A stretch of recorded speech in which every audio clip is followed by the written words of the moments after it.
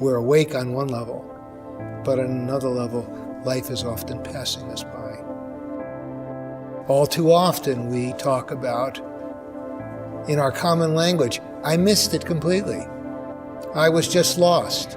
I wasn't here for it. And sometimes that happens many times in the course of a day. Sometimes we look back and it's a decade later and we ask ourselves the question, where was I for my children's growing up?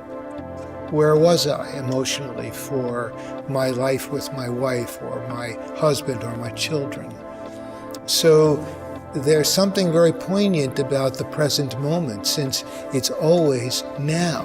All of the stresses in our lives happen now. All the decisions that we have to make in our lives happen now. And yet often enough, we're living in the past, or we're living in the future, but the past is gone. The future hasn't arrived. But now is right here. This is when we hear the sound of the birds. This is when we feel the caress of our child's hand against our face. Mindfulness is a way of beginning to become more attentive to the present moment, to the actuality of being alive, and maybe even more importantly, participating in that act of being alive.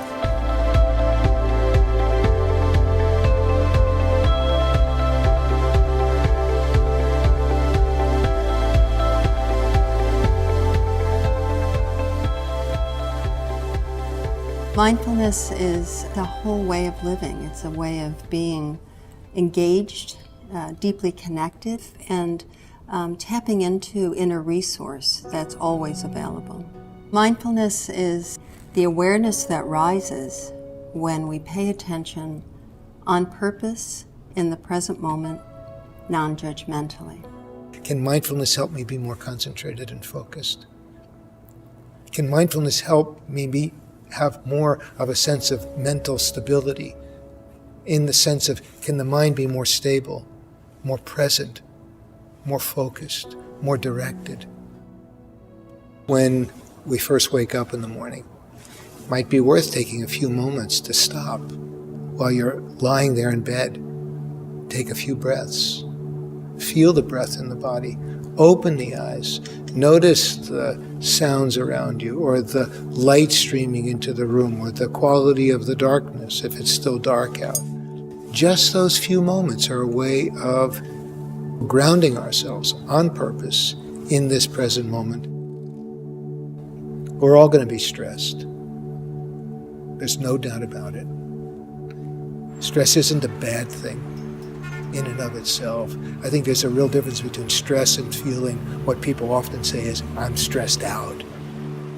Mark Twain said, my life has been filled with terrible tragedies, most of which never happened. And what he was really pointing to in his own unique way, I'm catastrophizing all the time. I'm thinking about things way out in front of me that have never happened. I'm speculating about what will happen, but they haven't happened. There are many things that are stressful to many of us, but even inside that, there's going to be individual differences. Knowing your own self can help so much. It's like saying, when I'm in busy traffic, I tense up. So knowing that can help you not have to just fall into the same old reactive pattern. Then there's meeting it skillfully. You might even say tools to meet stress, to meet tension in the body, to meet thinking that feels overwhelmed. That's one of the cues for me. If I hear my internal voice say, I'm overwhelmed, that's a time for me to really stop, to ground, to take a breath, to just get more space, sometimes step outside, shift for a moment if I'm indoors, see the sky, open to nature, a few breaths, and actually what that's doing neurologically is a rebalance. This term balance that comes with meditation or mindfulness, this is a very basic biological definition of where we come into greater restorative state. And it may be many times, many small times during the day that we meet this and we recalibrate. If you've ever stood on one foot to balance, you find that there's tiny little movements, these little rebalancing out of balance, rebalancing out of balance. So it's not some fixed, static state. It's very, very alive. When it's informed by awareness, when it's informed with mindfulness, we can more skillfully meet those moments of being out of balance. You might think of 3 qualities that are involved in mindfulness. One is attention, so choosing to be awake in each moment of being alive. Intention is the choice to do that, purposeful choice. And the other is attitude. And attitude is the kind of open curiosity that we bring to what we're aware of in the moment. The research has been suggesting that these practices can have a powerful and positive effect on health and well-being across a wide range of medical and psychological conditions. Medicine can do a great deal for us and to us. When you break your leg, you want somebody to do something to you. You want them to set that leg. You want them to do something for you.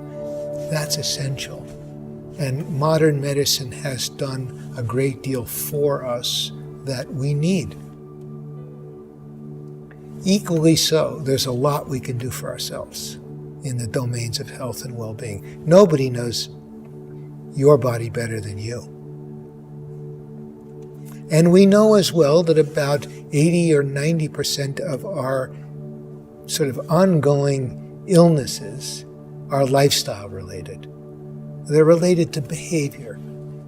Only we can do something about that.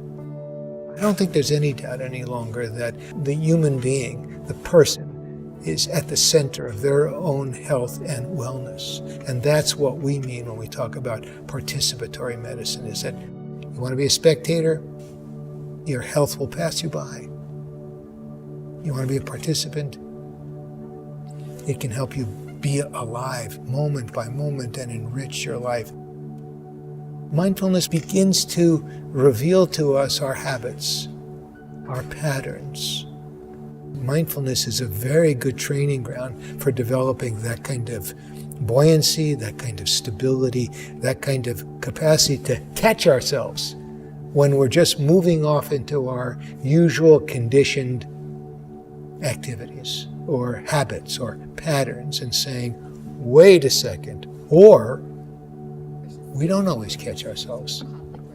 There's a redeeming quality to the recognition, I just did the same old thing again, because it means we now know it. And so our capacity not only to handle situations differently in the moment is important, but our capacity to, if you will, recover or notice when we've just gone down the same old road we've always gone down. So if we take those as learning moments, which is really a moment of mindfulness, when we're learning from it, because we know it. It's just not automatic any longer.